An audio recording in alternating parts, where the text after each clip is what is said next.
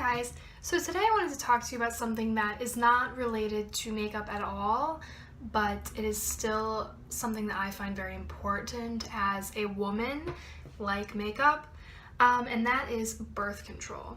So basically I'm going to tell you about my experiences with birth control, why I started, what I've experienced while being on it, and if I would promote it to a woman or not. So first of all, I started taking birth control when I was, before going into my freshman year of college, so about a year ago, a little bit longer than a year ago. And I started off on the double hormone pill that I take 3 weeks of the active pill and then 1 week of inactive pills, which is when you have your period. And that worked out pretty well for me for a year. And then after a year, my prescription expired and I went to a new gynecologist and she prescribed me to Loestrin, which is a low dose hormone pill, birth control. And it's like the only pill on the market that is low dose, blah, blah, blah. It's supposed to be this miracle pill. And then I went off of that for reasons I'll explain in a second, back on to what I was on. So right now, let me see what the specific name of it is. It's called Larin FE. And the FE stands for iron. These are what the pills look like. So you can see there's 3 weeks of active pills and then this week is inactive pills. And that's what I'm taking right now. I wake up every morning at 8 a.m. and take this pill with water. I find that the morning's better for me because I'm a morning person, but you have to take it basically at the same time every day, which is the one bad thing about birth control in my opinion, is there's just the scheduling. Like you have to have one time every day that's always going to work for you that you can just take this pill. And for me, the only time that is like 8 a.m. So basically, I'll start by talking about why I did not like Loestrin. So Loestrin, like I said, is a low dose pill and you take 24 active white pills, 2 active pills that are a little bit different formula than the other pills, and then 2 inactive pills. So theoretically, you're supposed to only have a 2-day period, and that period is supposed to be very light, and eventually it's supposed to disappear. So that sounds wonderful, perfect, great, but I had a terrible experience. And basically, okay, I'll just tell you what happened. So I was on vacation with my family and I took the first week of the pill and it was fine. Like some of the negative side effects I'd had in the other birth control went away. I was thinking it was great. The week after that, I bled like I was on my period for 8 days, which, like, if you're taking this pill so that you can have lighter periods to no periods, if you're spotting in the middle of your pill pack, it's basically like a period. So I was like, well, this sucks, but it went away after 8 days. And then I had another week free of spotting. And then right after that, I had a period again for 2 days. And that was 4 days before my period was supposed to start. Once my period was actually supposed to start, it was like my normal period, but it was 2 days long. So basically, I had 3 periods in the time that I would usually have 1 period. And I was just like, no, this is ridiculous. Like, I don't care what mysteries this pill is supposed to be working because it's low hormone. I've been bleeding for more than half of the month. Like, I'm done with this pill. Apparently, when you start that pill, you are supposed to spot for like 8 days, and it decreases every month. But I'm a busy person, I'm an anxious person, and walking around wondering when I'm going to start spotting on my birth control is like being a 12-year-old girl again and wondering when you're going to get your period. So I was like, no, I'm not taking this anymore. So I went back on the birth control I was on, which is this Larin FE, and I love it. I haven't spotted. It's great. Every time that I'm supposed to get my period, I get my period, so it's great. So the reasons that I started taking birth control in the first place was because I would get massively terrible cramps on the first 2 days of my period to the point where I could not do anything. Like if I had school that day, I could not go. I could not sit through class and like tolerate the cramps. And that's just the cramps. I was extremely heavy when I bled and I got super bloated and I would just crave everything and cry and it was terrible. So I started the birth control and my cramps have been almost like I get a little warning cramp that's like you're about to start your period, but then after that is nothing. Like, if you have bad cramps, birth control is like the best thing that you can do for yourself that will stop that side effect instantly. So that was wonderful.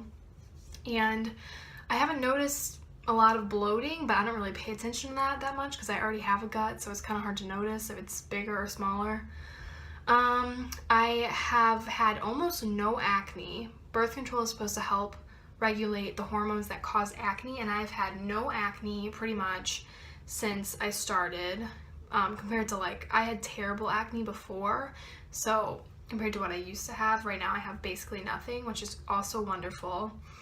Some other good things about birth control, you're just, well, it's a birth control, so that's why most people take it, but for me it was just like the cramps were terrible and I wanted it to stop.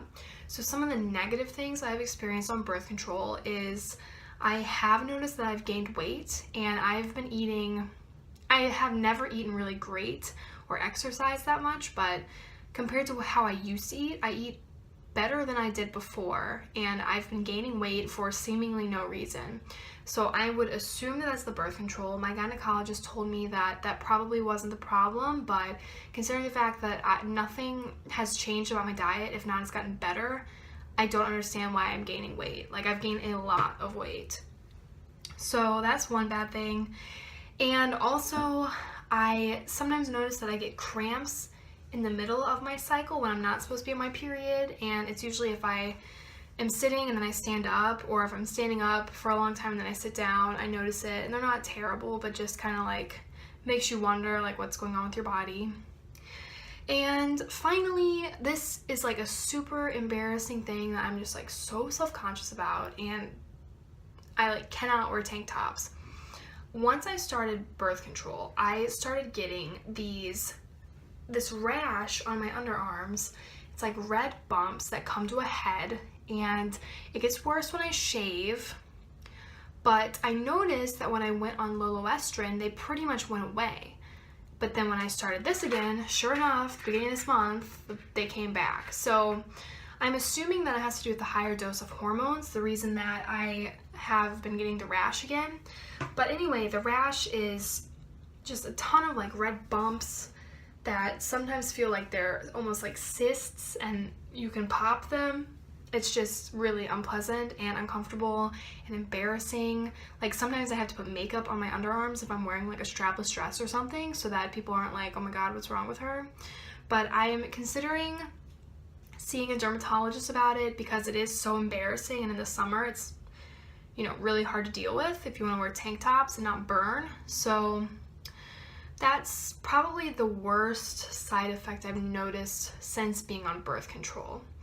But overall, I would definitely recommend birth control to every single woman on this planet that is still having periods, because most people take it for actual birth control, and if that's the case, fine, like perfect. But also, a lot of women suffer with PMS symptoms and cramps and bloating, and it's terrible, and we're just told that we have to deal with it, and if we complain about cramps, then we're weak. No, like, if you're having bad cramps, do something about it. Birth control on my insurance plan, this was free, like $0 free, like not even tax, literally $0. And it's that way every single month. And if you get the generic birth control and you have any type of health insurance, I can guarantee you that your gynecologist or doctor that's prescribing can prescribe you something that's going to be free for you. So you're not paying any money for it. It's like a miracle pill that's free. Why else would you not want it? That being said, the pill is not for everybody. It is extremely obnoxious, especially on the weekends, especially during the summer, to get up at 8 a.m. and take this pill. And most mornings I get up, take it, go back to bed, and it makes me really tired and really irritated. So if you're somebody that's forgetful, or somebody that has a really busy, unpredictable schedule, if you're somebody that, you know, like has a lot of one-night stands and you can't take it in the morning, or you are out late at night and you don't want to take it with dinner because you never know where you're going to be, then the pill probably isn't the best option for you. There's a lot of other birth control options out there.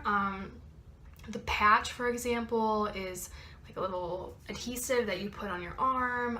There's an injectable, 2 types of injectables. There's an IUD, multiple different types of reversible short-term birth control. That is not the pill if you don't want to have to get up and remember it every day. There's lots of other types that do the exact same thing, but I'm just talking about this because it's the experience that I have.